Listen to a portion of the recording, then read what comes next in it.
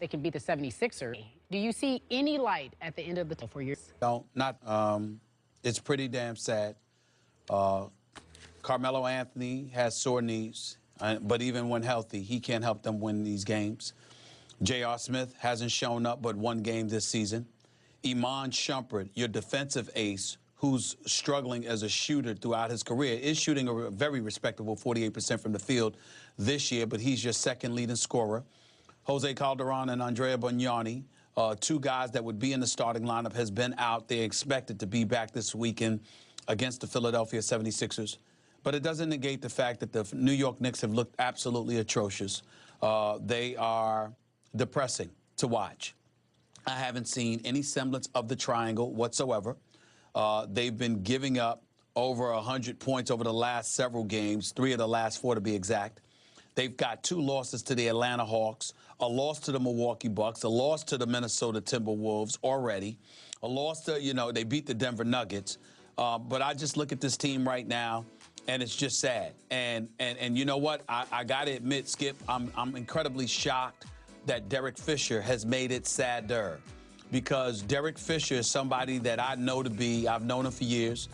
He's incredibly knowledgeable about the game of basketball, incredibly composed. I believe in him. I believe that this is a guy that could grow into being a good head coach in this league. Steve Kerr is clearly doing a better job, but that would happen to be because he's got better players and arguably the best backcourt in basketball, and Steph Curry and Klay Thompson. But I look at the Knicks right now, and I'm reading quotes from Derek Fisher, and you talking about what transpired last year and how it's going to take a while to change the culture and do all of this, do all of that, basically calling out Mike Woodson, the former head coach. Now, he did win 37 games last year, which had a lot to do with him being gone. But I would remind Derek Fisher, this is the same man that won 54 games and guided the Knicks to the semifinals of the Eastern Conference playoffs the year before that, not to mention proper professional decorum as it pertains to not pointing the finger at a predecessor of yours. This ain't politics, it's basketball. We expect that from politicians because they believe that's how they can get reelected or get their party officials reelected. This is basketball. You have the Knicks job now. Focus on the job at hand because this team stinks. I hope they get better. You know I'm a lifelong Knicks fan, but Skip, I'm getting depressed. It's really, really hard to watch them. There's no rhyme or reason, it appears, to what they're doing. It seems to be too much one-on-one. The ball movement that I was looking for, the floor spacing, doesn't seem to be there. And on top of it all, Carmelo Anthony's frustration appears to be growing, which is a good thing. J.R. Smith is talking about how it's not fun. Maybe he should look at his game to see why. Amari Stoudemire is not making a difference, even though he's healthier this year than he's been in years past. There seems to be no light at the end of this tunnel.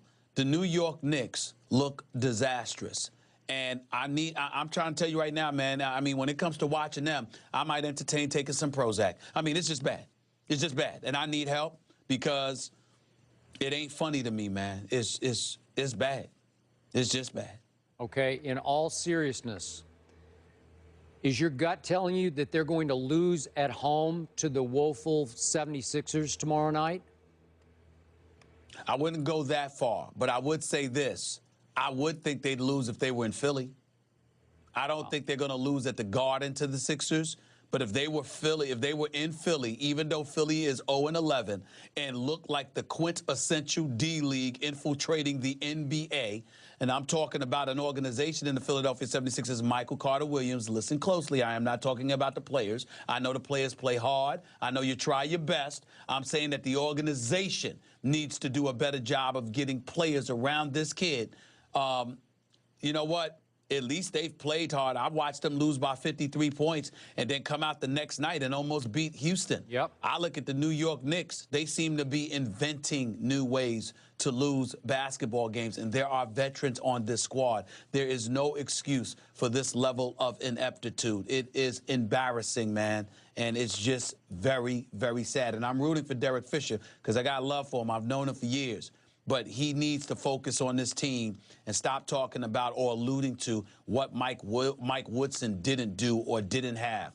Mike Woodson had a winning record as the head coach of the New York Knicks. He just had a bad season last year. In the case of Derek Fisher, you've got to prove you can coach. not really point the finger as to why you're not proving that you can coach right now. That's the bottom line, and that's what needs to be focused on. Okay, I will agree with you on one point. I did watch the Sixers play at San Antonio, what was it, a couple of weeks ago? They played hellacious hard in that game from start to finish, and they kept it reasonably competitive. So on a nightly basis, I'm seeing the 76ers play harder than the New York Knicks play for So far. Yeah, so far. Okay, now let me try to lift your spirits. When we made our preseason predictions, who did I term the key addition for your New York Knicks? Jose Calderon, right? Calderon, yes, you did. Now, He hasn't played yet. Well, he hadn't played. And Derek Fisher was quoted as saying before opening night, I think he'll be ready for game one. And now we're 13 games into the season, and he's got a calf injury that I don't really understand. He hadn't played a game yet. Stephen A., this is your new quarterback. This is the man who nearly killed my Spurs, nearly shot them out of the first round of last year's playoffs. He fueled what became the toughest test the Spurs had throughout the playoffs, including, obviously, the finals against LeBron's team.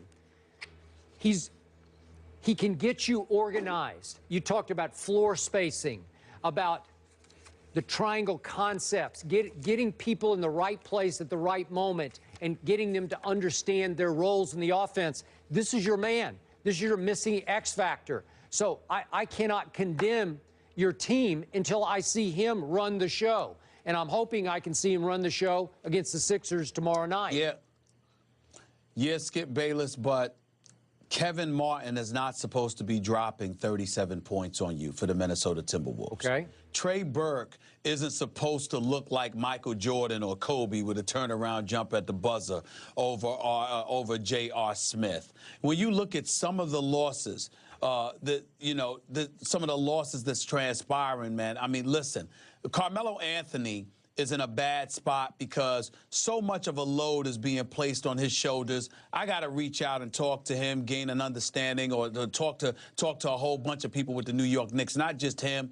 I'm just depressed by what I'm seeing, man, because let me tell you something right now. I don't blame Carmelo Anthony for taking the money because there was such a huge discrepancy between New York's dollars and Chicago's dollars, because Chicago didn't have, the $96 million available that New York, that L.A. had. He didn't want to go to L.A., but I think that he would have went to Chicago for the $96 million, but he stayed in New York, and there's this belief in Phil Jackson. And the fact is that we heard triangle, triangle, triangle, but you got to have people to play it, and you have to have people like Carmelo that can rescue you